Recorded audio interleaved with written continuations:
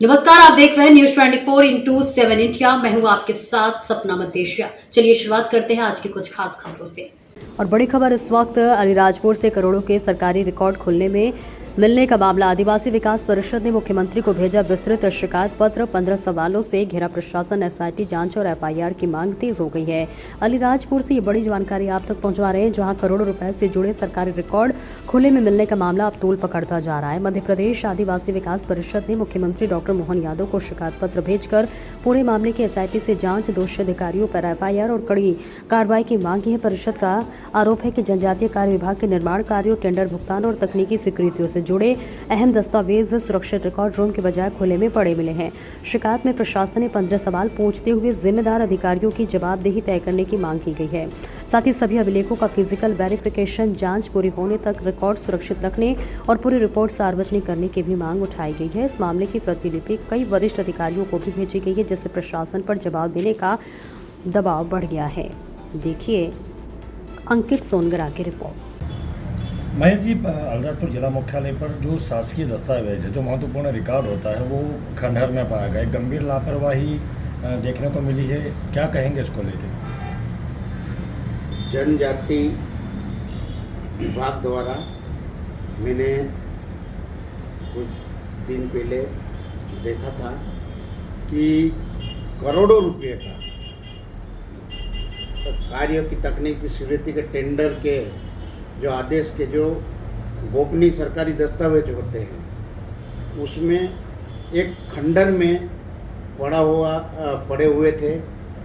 कुछ मीडिया साथी उन्होंने जाके पूरा वीडियो भी बनाया, कलेक्टर महोदय को अवगत भी कराया। तो ऐसा लग रहा है कि पूरे जो दस्तावेज थे उसमें कहीं न कहीं हेरा फेरी थी होगी। तो उसकी पूरे देश में भी चल रहा है, चाहे राम मंदिर का हो, चाहे दूसरा भी हो। मतलब ये जनजाति या सहायक आयुक्त द्वारा जो कि करोड़ों के घोटाले की ऐसी आशंका है, चाहे चाहे हॉस्टलों का हो, चाहे बिल्डिंग के है, ये मैंने देखा है। तो मैंने मुख्यमंत्री जी को भी शिकायत की है, प्रभारी मंत्री को भी शिकायत की है, आदिम जाति कल्याण मंत्री को भी शिकायत की है। तो ये देखो कि करोड़ों रुपए का गोपनीय सरकारी दस्तावेज खुले खंडर में पड़े हैं। तो क्या सहायक आयुक्त तो क्या नींद में सोया हुआ था क्या? ये दस्तावेज इतने महत्व थे। ये आप पूरे मेरे बिंदु है, आपको मैं दे रहा हूँ।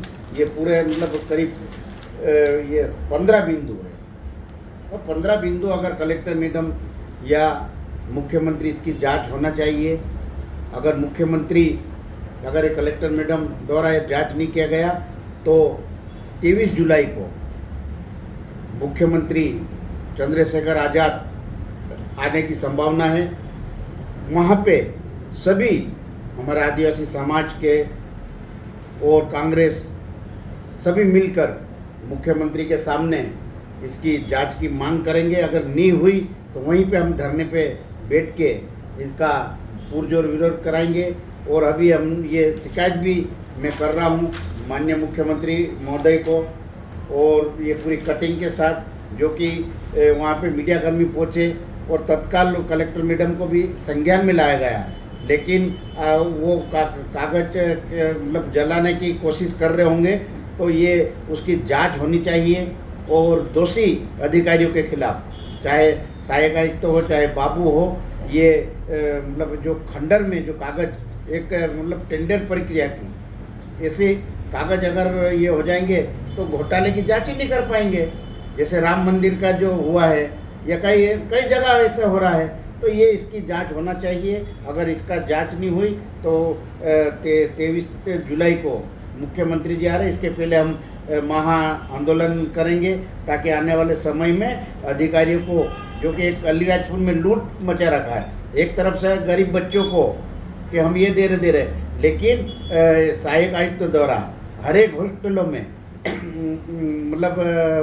वो उगाई की जा रही है हॉस्टल वार्डनों से एक तरह मतलब बदलने की बात हुई थी, 3-3, 4-4, 5-5 साल, 10-10 साल हो गए, उनको नहीं बदले गए और उन्हीं से रिश्वत लेके उच्च अधिकारियों को पहुंचाए जा रहे हैं।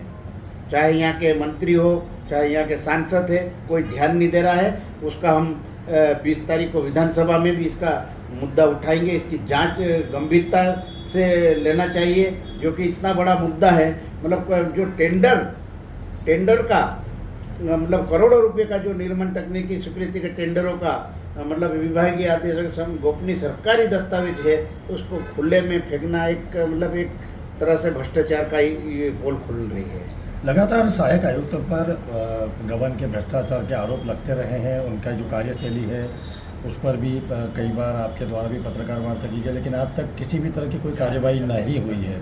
क्या कहेंगे उसको लेके? सहायक आयुक्त की हमने कई बार शिकायत की, चाहे हॉस्टल में बच्ची मरी उसकी के खिलाफ भी जांच की, हॉस्टलों से अवैध वसूली करना, वार्डनों से, चाहे बिस्तर में हो, चाहे जो भी चाहे वो ये एकलव्य का हो, चाहे सीएम राज का हो, करोड़ों रुपए का घोटाला है।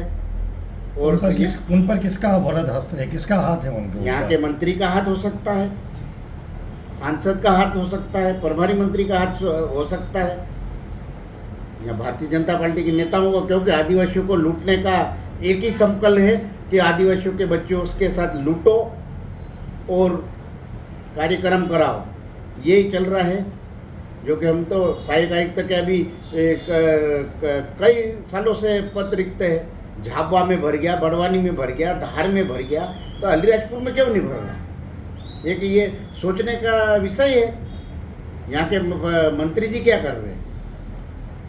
सिर्फ भ्रष्टाचार, चाहे स्वास्थ्य में हो, चाहे शिक्षा विभाग में हो, सब मंत्री जी के आदमी बैठे हुए हैं। स्वास्थ्य विभाग में एक दलाल बैठा हुआ है, उनका ही प्रतिनिधि है। तो ये मंत्री जी को देखना चाहिए आने वाले समय में, नहीं तो इसका पुरजोर विरोध करके मुख्यमंत्री के सामने, और मैं कलेक्टर मैडम से ये निवेदन करता हूँ कि इसको अगर 23 तारीख के पहले अगर ये जांच कर और दोषियों के खिलाफ एफआईआर भी होना चाहिए और इनको सस्पेंड कर उनकी जांच करना चाहिए, ताकि दूध का दूध और पानी का पानी हो जाएगा। अगर नहीं जांच हुई तो हम मुख्यमंत्री के सामने बिल्कुल इसका पुरजोर विरोध करेंगे, चाहे जो भी हो जाए।